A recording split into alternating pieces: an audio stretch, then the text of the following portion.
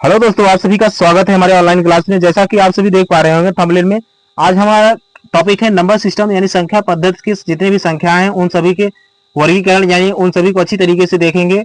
कौन सी संख्या कैसी होती है, सम संख्या किसे कहते हैं, विषम संख्या किसे कहते हैं, भाज्य संख्या, परिमेय संख्या, प्राकृतिक संख्या, उन सभी टॉपिक को अच्छी तरीके से देखेंगे और संख्याओं के बारे में सीखेंगे कि संख्या स्टार्टिंग कहाँ से होती है। और जो भी साथी नए जुड़े हैं तो कृपया हमारे चैनल को सब्सक्राइब कर दें, शेयर भी कर दें ताकि ऐसे ही वीडियो हम आप तक पहुंचाते रहेंगे। तो यह एक बेहतरीन क्लास होने वाला है।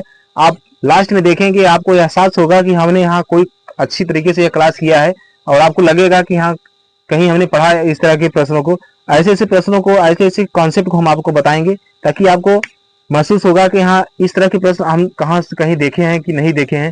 तो जैसे सभी प्रश्नों को आप सभी संख्याओं के बारे में आप सुने होंगे, लेकिन एक सीक्वेंस वाइज एक ग्राफ के माध्यम से हम आपको बताने का प्रयास करेंगे। और जो भी साथी नए जुड़े हैं तो कृपया हमारे चैनल को सपोर्ट करिए। और चलिए देखते हैं, तो संख्याओं के बारे में देखते हैं। पहले संख्या पद्धति यानी नंबर सिस्टम में देखते हैं कि संख्या किसे कहते हैं। तो देखिए, चलिए स्टार्ट करते हैं। देखिए, जो संख्या पद्धति के अंतर्गत हम लोग देखेंगे कि संख्या यानी संख्या पद्धति किसे कहते हैं। देखिए, संख्याओं को लिखने एवं उनके नामकरण के सुव्यवस्थित नियमों को क्या कहते हैं, हम संख्या पद्धति कहते हैं। यानी कि किसी भी संख्या को किस हिसाब से लिखा जाएगा, उनका नामकरण क्या होगा, इस सभी तरीकों के प्रश्नों को लिखने के एक जो नियम है उसको क्या कहते हैं, संख्या पद्धति कहते हैं। पद्धति किसे कहते हैं, संख्याओं को लिखने और उनके नामकरण के सुव्यवस्थित नियमों यानी कि एक क्रम से जितने भी संख्याओं को लिखा जाता है उसे क्या कहते हैं, संख्या पद्धति कहते हैं। ठीक, तो आप आगे बढ़ते हैं, हम लोग संख्याओं का वर्गीकरण को देखते हैं। संख्याओं का वर्गीकरण देखते हैं तो हमने यहाँ पे एक अच्छी तरीके से आपको चार्ट के माध्यम से यहाँ पे बताने का प्रयास किया है आप सभी के समक्ष।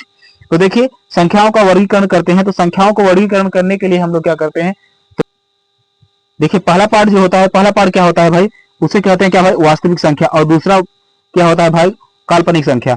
पहला क्या होता है, वास्तविक संख्या, और दूसरा क्या होता है भाई, काल्पनिक संख्या होता है। ठीक, यानी कि पहले पार्ट को हम वास्तविक संख्या कहेंगे और दूसरे पार्ट को क्या कहेंगे, काल्पनिक संख्या कहेंगे। ठीक, तो देखिए अब हम लोग एक एक अच्छी तरीके से एक एक को देखेंगे। अब देखिए, जैसे हमने क्या बताया भाई, वास्तविक संख्या और काल्पनिक संख्या। तो सबसे पहले हम काल्पनिक संख्या को देख लेते हैं। काल्पनिक संख्या छोटा है इसलिए हम पहले देख लेते हैं इसको। देखिए, काल्पनिक संख्या किसे कहते हैं, तो पहले आप लोग इसको अच्छी तरीके से समझिए और उसके बाद हम नोट्स बनवाने के लिए एक अलग से वीडियो पार्ट 2 इसका बनाएंगे। उसमें आप सभी को अच्छी तरीके से परिभाषा सहित हम बताएंगे। पहले हमको यहाँ पे क्या करना है, संख्याओं का वर्गीकरण अच्छी तरीके से समझते हैं कि कौन सी संख्या किस हिसाब से है। ठीक है, तो देखिए काल्पनिक संख्या किसे कहते हैं। काल्पनिक संख्या उन संख्याओं को कहते हैं क्या भाई, जैसे वर्गमूल के अंदर जो भी ऋणात्मक संख्या है उसे क्या कहते हैं, काल्पनिक संख्या कहते हैं। जैसे वर्गमूल हमारा यह है और इसके अंतर्गत क्या लिख दिया, -10 लिख लिया, तो यह संख्या क्या है, ऋणात्मक संख्या है। ठीक, तो वो अंडर रूट के अंतर्गत अगर -10 लिख दिया तो यह क्या हो जाएगा भाई, काल्पनिक संख्या हो जाएगा। अब देखिए एग्जाम्पल में हमने मेंशन किया है √-2 यानी -2 जो होगा यह क्या हो जाएगा भाई, √-2 यह काल्पनिक संख्या हो जाएगा। कहने का अर्थ है कि भाई अगर कोई भी संख्या अंडर रूट यानी वर्गमूल के अंतर्गत ऋणात्मक संख्या है तो वह क्या कहलाएगा, काल्पनिक संख्या कहलाएगा। ठीक है, अब देखिए इसमें जो है अंडर रूट में जैसे जो है अंडर रूट में जैसे -1 है, अगर इसको क्या कहते हैं भाई, इसको आयोटा कहते हैं। क्या भाई, आयोटा कहते हैं। ठीक, तो आपसे यह भी प्रश्न पूछा जाता है कि वर्गमूल के अंतर्गत -1 है तो इसे क्या कहेंगे, आयोटा कहेंगे। ठीक है, तो अच्छी तरीके से हमने आपको बताने का प्रयास किया कि काल्पनिक संख्या किसे कहते हैं। यानी काल्पनिक संख्या उन संख्याओं को कहते हैं कि वर्गमूल के अंतर्गत अगर ऋणात्मक संख्या है तो उसे काल्पनिक संख्या कहते हैं। ठीक, तो चलिए आप देखते हैं वास्तविक संख्या क्या कहते हैं। वास्तविक संख्या को हम देखते हैं कि वास्तविक संख्या क्या कहलाता है। वास्तविक संख्या देखिए वह संख्या होता है कि जिन संख्याओं को हम क्या करते हैं, नंबर लाइन यानी संख्या रेखा पे प्रदर्शित कर सकते हैं। यानी कि देखिए आप बचपन में अच्छी तरीके से पढ़े होंगे, यह कोई नंबर लाइन होता है। यहाँ पे क्या होता है भाई, 0, इसके यहाँ इस तरफ प्लस इनफाइनाइट और इस तरफ क्या होता है भाई, माइनस इनफाइनाइट। इस हिसाब से बढ़ते हुए चले जाते हैं, +1 2 3 ऐसे लिखते बढ़ते चले जाते हैं, फिर -1 -2 इस हिसाब से माइनस इनफाइनाइट तक जाते हैं। ठीक, तो वास्तविक संख्या उन संख्याओं को कहते हैं जिन संख्याओं को हम क्या कर सकते हैं, संख्या रेखा पे लिख सकते हैं। यानी संख्या रेखा पे उन सभी को हम प्रदर्शित कर सकते हैं, तो उसे क्या कहते हैं, वास्तविक संख्या कहते हैं। ठीक है, चलिए और आगे देखते हैं।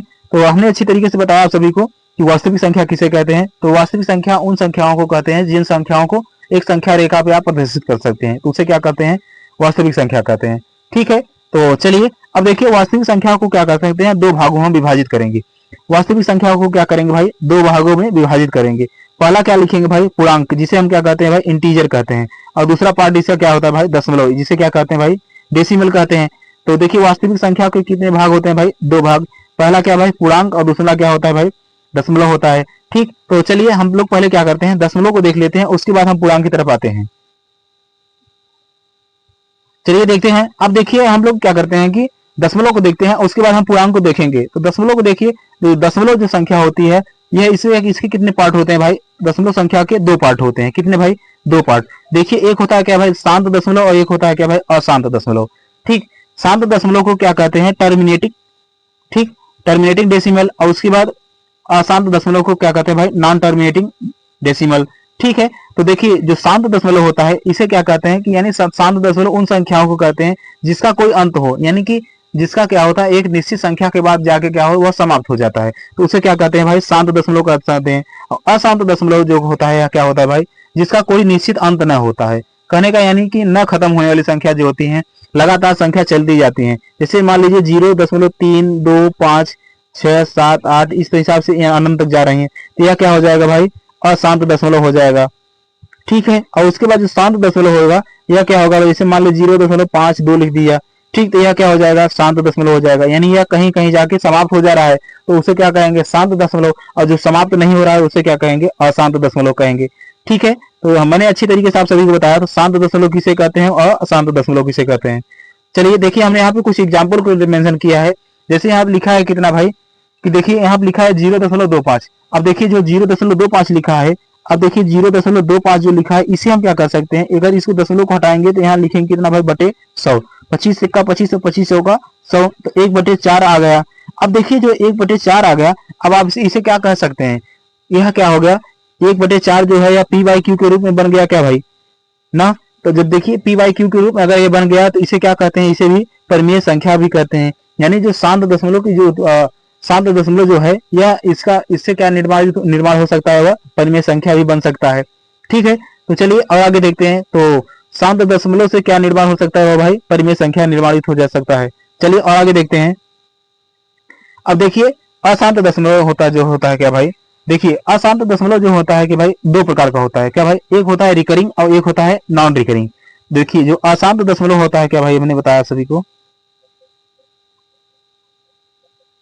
देखिए अशांत दशमलव जो होता है इसे हमने क्या बताया भाई रिकरिंग और नॉन रिकरिंग बताया। यानी कि रिकरिंग का अर्थ ये होता है कि भाई जो क्या होता है दोहराने वाली संख्या होती है। यानी कि जैसे आप कोई भी संख्या लिख दीजिए 2.3 और 3 के ऊपर बार लिख दिए, तो यानी कि 2.33333 लगातार उसे वही संख्या का क्या हो रहा है दोहरा हो रहा है।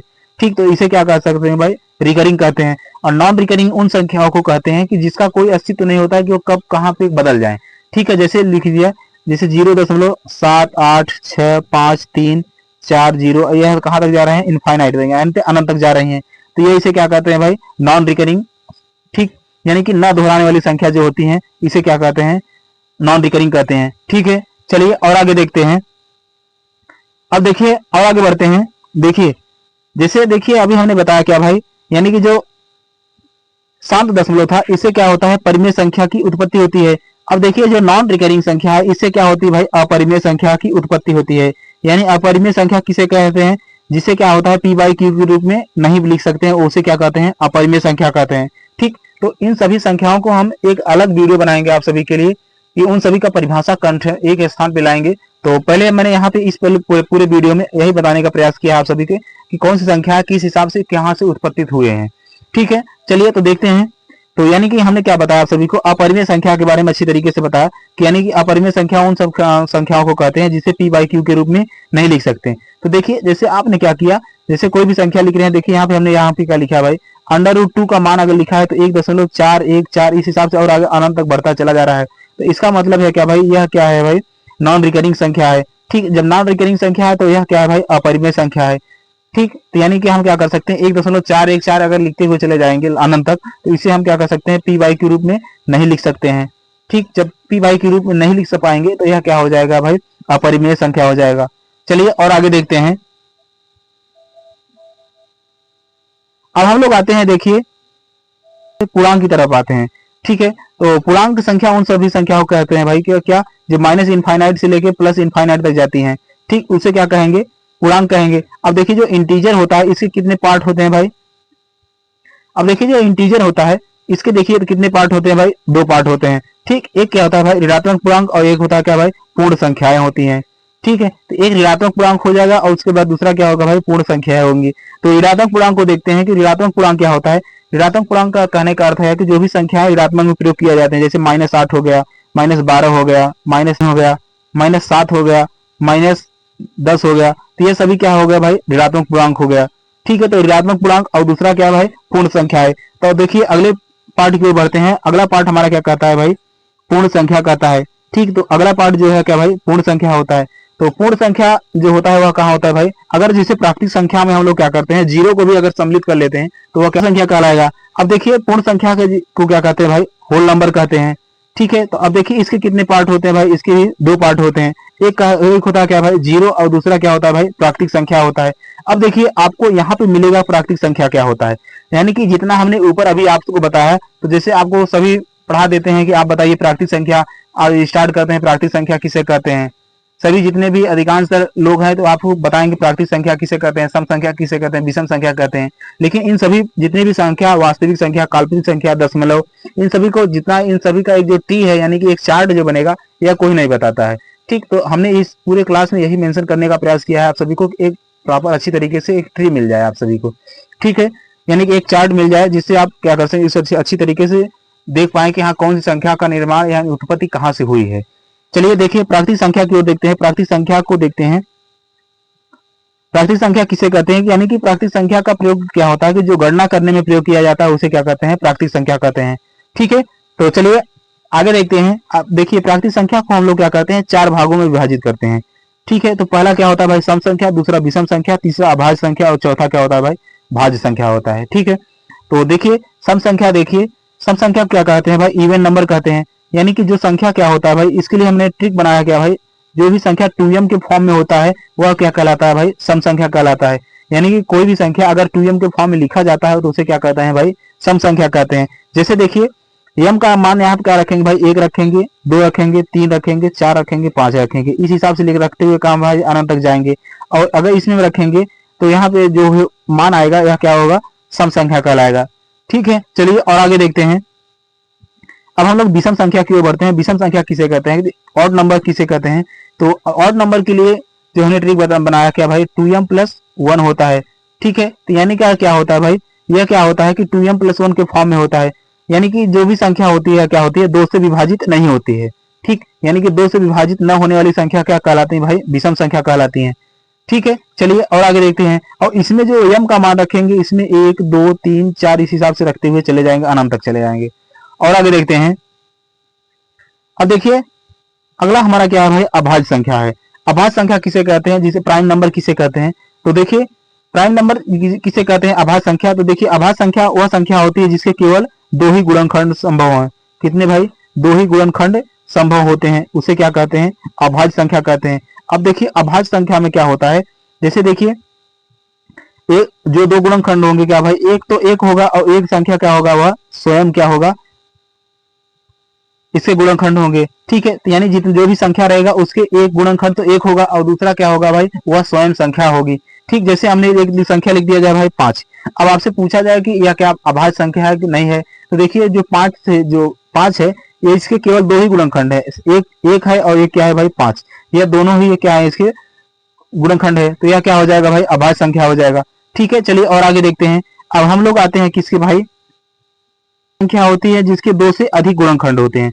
2 से अधिक गुणनखंड कहने का अर्थ है नहीं कि 2 से अधिक 3, 4, 5 जितने भी अधिक गुणनखंड हो तो वह सभी क्या कहलाएंगे भाज्य संख्या कहलाएंगे। ठीक है, जैसे हमने कोई संख्या लिख दिया जाए क्या भाई 8। अगर 8 का अगर गुणनखंड करेंगे तो यहाँ पे 8 जो है 1 से विभाजित होगा, 2 से भी विभाजित होगा, 4 से भी विभाजित होगा और किससे विभाजित होगा भाई 8 से विभाजित होगा। यानी कि इसके कितने फैक्टर हुए भाई 4 गुणनखंड हुए। ठीक है, तो भाज्य संख्या अच्छी तरीके से आप सभी को समझ में आ गया होगा कि जिसके 2 से अधिक गुणनखंड होते हैं उसे क्या कहते हैं भाई भाज्य संख्या कहते हैं। तो इन सभी के लिए हमने एक परिभाषा का प्रॉपर पीडीएफ बनाया है आप सभी के लिए, वो अगले पार्ट में हम आप सभी के समक्ष रखेंगे। और चलिए और आगे देखते हैं। और अलग से देखिए एक संख्या क्या होता है भाई, यह है क्या भाई सहअभाज्य संख्या को प्राइम नंबर। ठीक, यह एग्जाम में अधिकांश पूछा जाता है आप सभी से कि सहअभाज्य संख्या को प्राइम नंबर किसे कहते हैं। तो देखिए सप्रभाज्य संख्या उन संख्याओं को कहते हैं क्या भाई, जिनका एचसीएफ यानी म सा कितना होता है भाई, म सा कितना होता है भाई, 1 होता है। यानी कोई भी संख्या 2 दे दिया जाएगा, संख्या युग्म दे दिया जाएगा दो संख्याओं का, और आपसे पूछा जाएगा क्या भाई, सअभाज्य संख्या का बताइए इसमें कौन सा है कौन सा नहीं है। जैसे हमने एक एग्जाम्पल लिख दिया क्या भाई, 3 और कामा 5। ठीक, अगर आपसे 3 और कामा 5 में पूछे क्या बताइए कि क्या यह सअभाज्य संख्या है, तो देखिए 5 का म से निकालेंगे कितना आएगा भाई, 1 ही आएगा। कितना आएगा भाई, 1। तो यानी 3 और 5 का जो है क्या है भाई, यह सअभाज्य संख्या है। ठीक, ऐसे ही हमने क्या लिख दिया जाए, 9 और 17 लिख दिया जाए। तो आपसे पूछा जाए कि यह क्या सअभाज्य संख्या है, तो देखिए यहाँ पे 9 है और यहाँ पे कितना है भाई, 17 है। तो देखिए यहाँ पे 9 जो है यह भले ही विभाजित हो जा रहा है 3 से, लेकिन यहाँ क्या है, यहाँ पे जो 17 साथ में दिया है यह विभाजित नहीं हो रहा है। तो यह कहने का अर्थ है संख्या कुछ भी दिया रहे, लेकिन अगर संख्याओं में से अगर कॉमन यानी एचसीएफ 1 दिया आएगा तो यह क्या हो जाएगा, असअभाज्य संख्या हो जाएगा। ठीक है, चलिए और आगे देखते हैं। जैसे देखिए इसी में हमने एक संख्या लिख दिया क्या भाई, 9 और कामा 12। अब आपसे पूछा जाए कि आप क्या बताइए यह सअभाज्य संख्या है, तो देखिए अगर इसको 9 और 12 से का अगर हम लोग क्या करेंगे, म से निकालेंगे, तो इसका म से कितना आ जाएगा भाई, 3 आ जाएगा। ठीक, तो जब म से 3 आ जाएगा तो यह सअभाज्य संख्या नहीं है। मैंने क्या बताया कि असअभाज्य संख्या होने के लिए क्या होगा, म स का मान कितना होना चाहिए, 1 होना चाहिए। तो यहाँ पे कितना हो जा रहा है, 3 हो जा रहा है। तो यह जो संख्या है 9 कामा 12, यह क्या हो रहा है, सअभाज्य संख्या नहीं है। ठीक है, तो चलिए, तो हमारा सेशन यहीं पे समाप्त होता है। और जो भी साथी नए जुड़े हैं तो कृपया हमारे चैनल को सब्सक्राइब कर दें और शेयर भी कर दें। ठीक, और लाइक भी कर दें। ऐसे ही वीडियो हम आप तक पहुंचाते रहेंगे। तो चलिए मिलते हैं नेक्स्ट वीडियो में, अगले पार्ट में परिभाषा के साथ। और हमारा क्लास कैसा लगा आप सब कमेंट बॉक्स में बताइए। तो मिलते हैं नेक्स्ट वीडियो में, तब तक के लिए जय हिंद जय भारत।